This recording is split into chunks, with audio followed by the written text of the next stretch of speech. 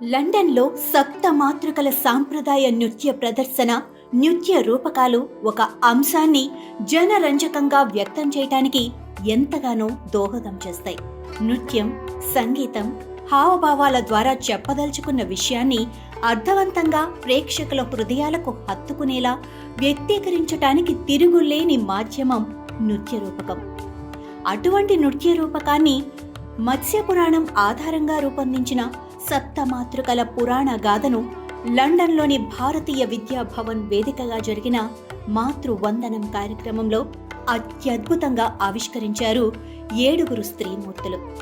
సృష్టి రక్షణ, దుష్ట శక్తుల సంహరణ కోసం ఆవిర్భవించిన 7 మాతృమూర్తులే ఈ సప్తమాతృకలు.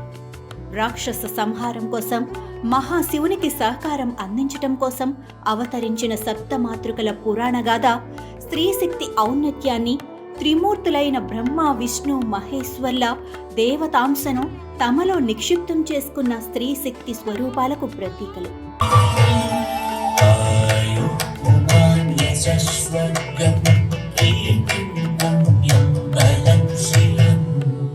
ఈ నృత్య రూపకం ద్వారా ప్రకృతి సమతుల్యత పరిరక్షణను ప్రతిబింబించే సప్త స్త్రీశక్తి స్వరూపంల సృష్టి, లయ తత్వాలను కళ్లకు కట్టారు.